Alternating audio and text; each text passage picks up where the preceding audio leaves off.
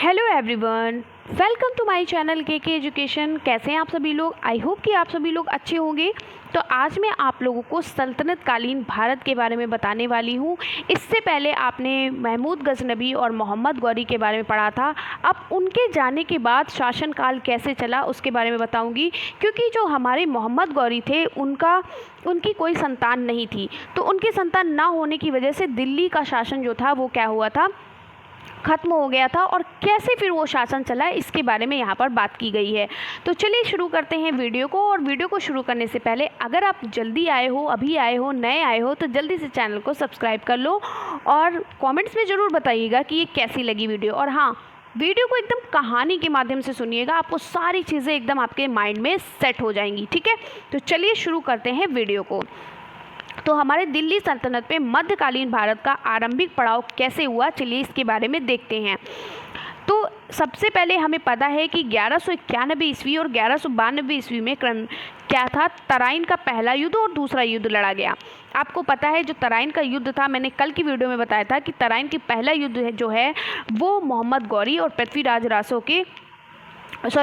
चौहान के बीच हुआ था। ठीक है, और तराइन का दूसरा भी युद्ध इन्हीं दोनों के बीच हुआ था। लेकिन तराइन का जो पहला युद्ध था वो किसके बीच हुआ था? पृथ्वीराज चौहान के बीच और मोहम्मद गौरी के बीच हुआ था। लेकिन इसमें मोहम्मद गौरी हार गया था और वो वहाँ से भाग गया था। ठीक है, उसके बाद दूसरा युद्ध फिर से हुआ, तो फिर से इन्हीं दोनों के बीच हुआ। और इन दोनों के बीच होने के बाद इसमें अब मोहम्मद गौरी जीत गया था और उसने क्या किया था, जो पृथ्वीराज चौहान है उसको बंदी बना लिया था। ठीक है, तो चलिए आगे की कहानी देखते हैं अब इनके बाद क्या हुआ।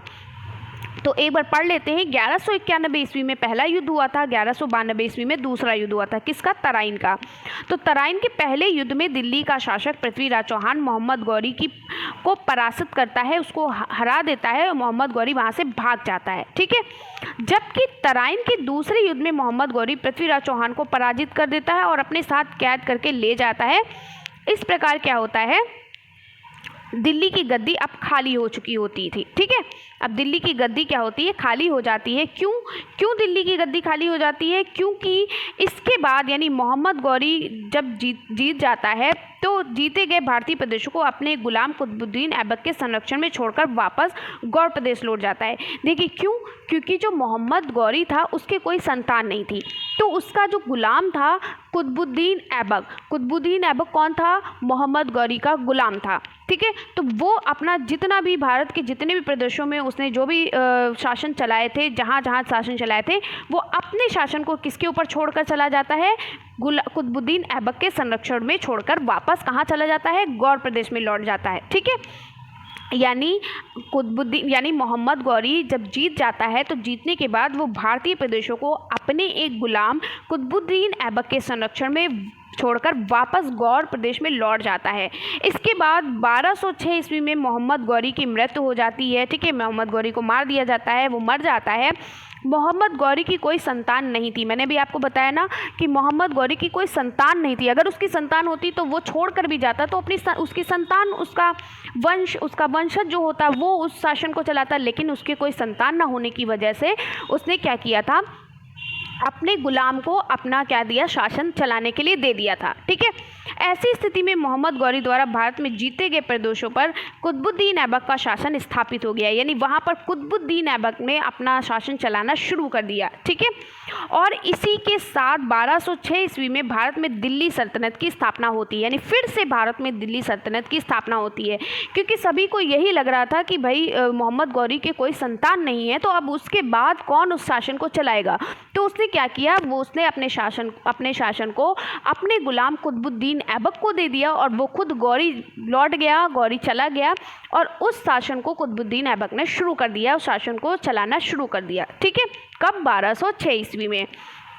अब दिल्ली सल्तनत के सिंहासन पर कुल 5 राजवंशों ने शासन किया था। ठीक है, दिल्ली जो सल्तनत थी इसके सिंहासन पर कुल 5 राजवंशों ने शासन किया था। और ये 5 राजवंश कौन है, क्या क्या इनके नाम है, चलिए देखते हैं। तो ये 5 राजवंश क्रमशः कौन थे? सबसे पहला जो राजवंश था वो था गुलाम वंश। बहुत पूछा जाता है कि पहला राजवंश कौन है, तो सबसे पहला जो राजवंश था दिल्ली सल्तनत पर वो था गुलाम वंश। ठीक है, उसके बाद दूसरा था खिजली वंश, तीसरा था तुगलक वंश, चौथा था सैयद वंश और पांचवा था लोदी वंश। सभी को मैंने सीरियल वाइज लिखा है, जैसे जैसे चलता गया। ठीक है, याद रखिएगा। तो चलिए आइए देखते हैं सबसे पहला क्या था, गुलाम वंश। तो गुलाम वंश के बारे में जानते हैं। तो गुलाम वंश कहाँ से शुरू हुआ? गुलाम वंश हमारा जब हमारे कुतुबुद्दीन ऐबक आए, यानी जब हमारे मोहम्मद गौरी ने किसको दिया, अपने जो गुलाम थे कुतुबुद्दीन ऐबक, उसको शासन चलाने को दिया, तभी से ये गुलाम वंश शुरू हुआ। गुलाम वंश 1206 ईस्वी से लेकर 1390 ईस्वी तक चला था। ठीक है, दिल्ली सल्तनत के पहले वंश को गुलाम वंश की स्थापना 1206 ईस्वी में कुतुबुद्दीन ऐबक ने की थी। आपसे क्वेश्चन पूछा जाएगा कि दिल्ली वंश का पहला वंश कौन था? तो गुलाम वंश था। फिर पूछा जाएगा इसकी स्थापना किसने की? कुतुबुद्दीन ऐबक ने की थी। कब की थी? 1206 ईस्वी में की थी। ठीक है, यहाँ से 3 क्वेश्चन बने आपके। अब गुलाम वंश को किस दूसरे नाम से जाना जाता है, ये भी क्वेश्चन पूछा जाता है। तो गुलाम वंश को मामलूक वंश के नाम से भी जाना जाता है। ठीक है, और मामलूक का मतलब क्या होता है, क्यों इसको मामलूक वंश के नाम से जाना जाता है? तो मामलूक जो है ये एक अरबी भाषा का शब्द है जिसका अर्थ होता है स्वतंत्र माता पिता से उत्पन्न दास। ठीक है, यानी जिसके कोई माता पिता, यानी स्वतंत्र माता पिता से उत्पन्न दास। ठीक है, समझ में आ गया। कुतुबुद्दीन ऐबक शासक बनने के बावजूद भी स्वयं को मोहम्मद गौरी का गुलाम ही मानता था।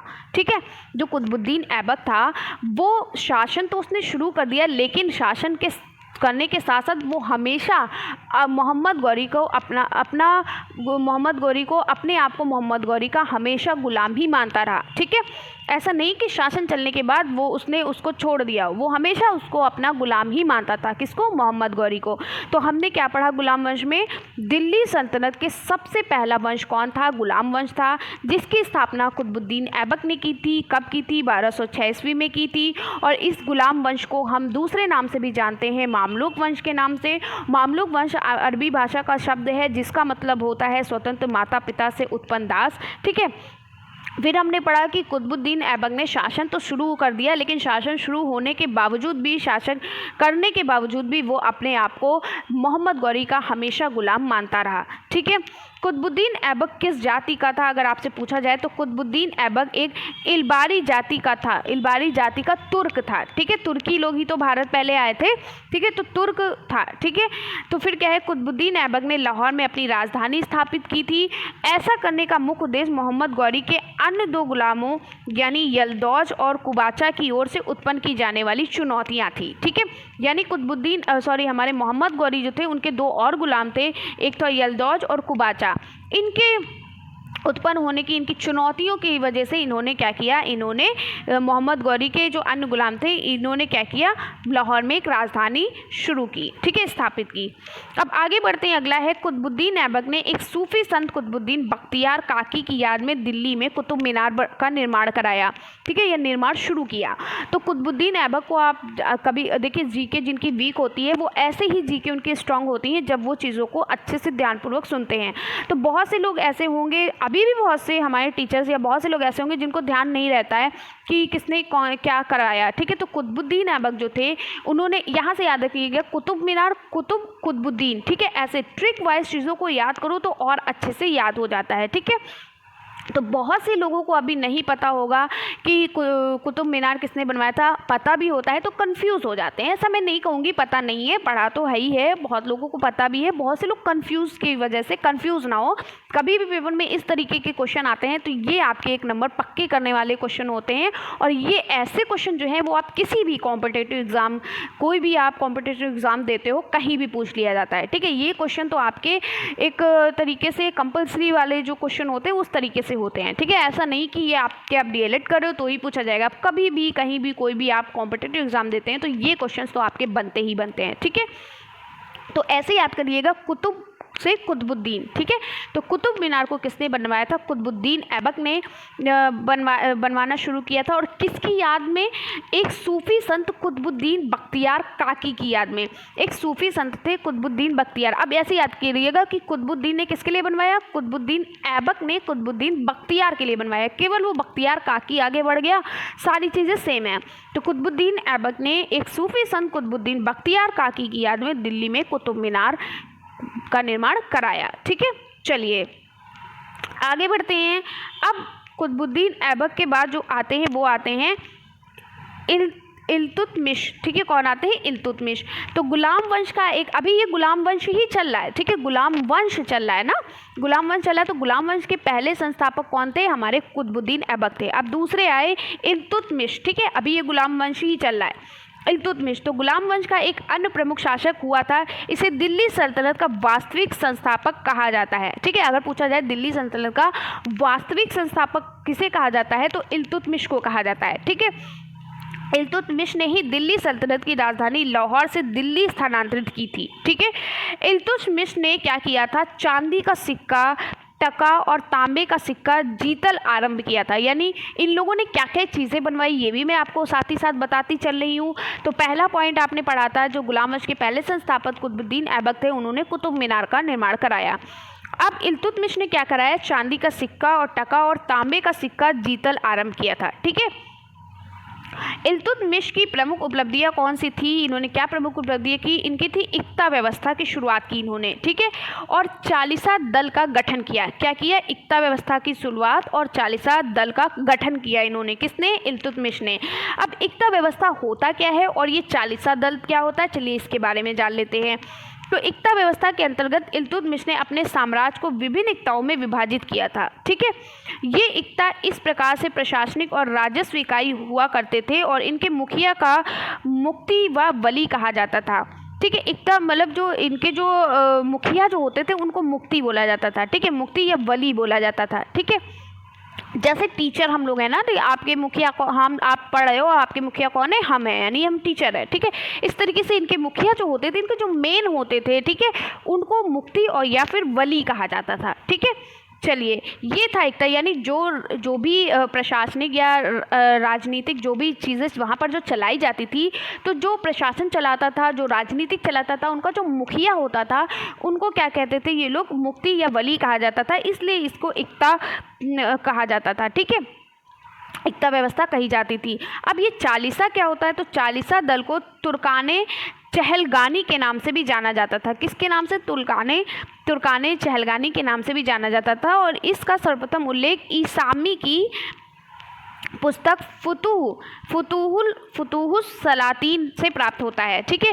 दरअसल इस जो इल्तुतमिश ने प्रभावी रूप से शासन का जो संचालन करने के लिए अपने 40 वफादार सरदारों का एक गुट निर्मित किया था, यानी 40 उसके वफादार सरदार थे, ठीक है, उनका एक गुट बनाया था। इस गुट को चालीसा दल के नाम से जाना जाता है। समझ में आ गया?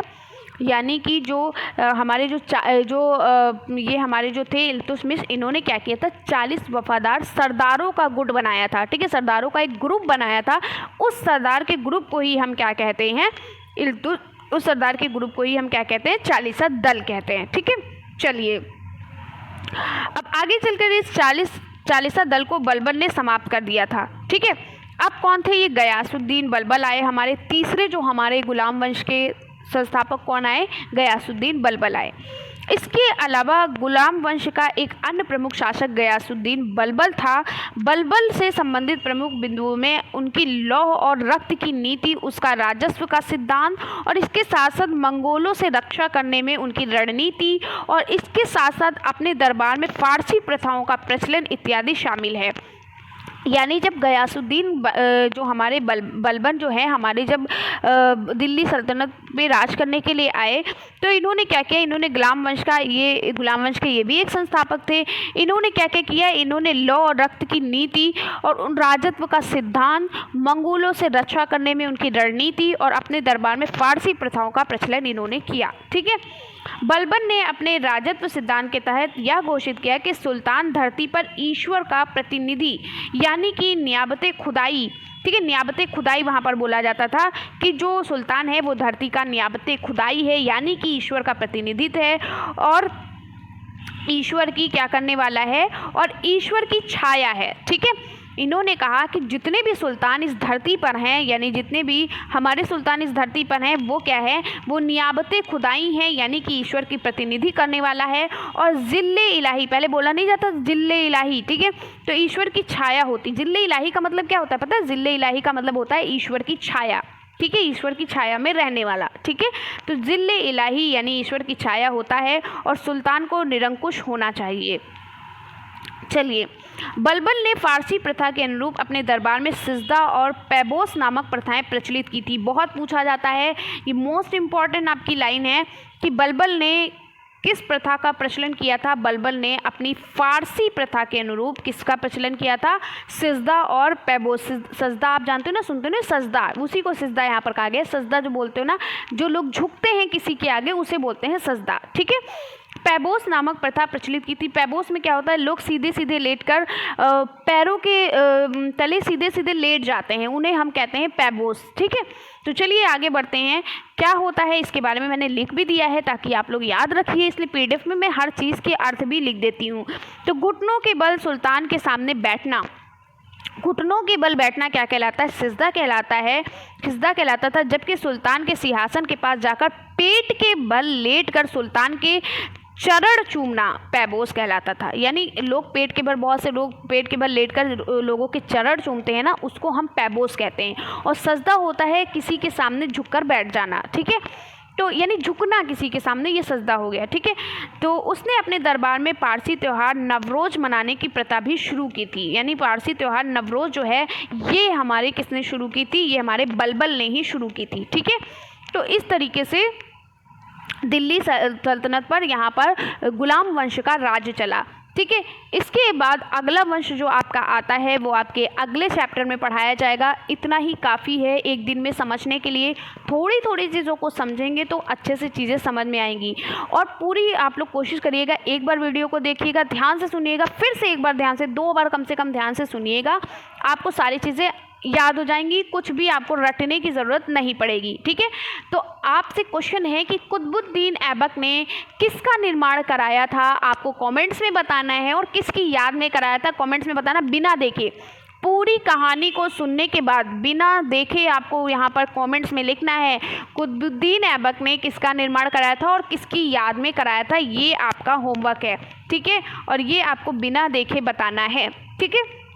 कमेंट्स में बताना है। तो कैसी लगी वीडियो कमेंट्स में ज़रूर बताइएगा। और चैनल पर देखिए नए नए आए हैं तो जल्दी से सब्सक्राइब कर लीजिए, क्योंकि डीएलएड की सारी क्लासेस आपकी चल रही हैं पर डे, भले ही वो लाइव हो या फिर वीडियो अपलोड की जाए, लेकिन चल रही हैं। ठीक है।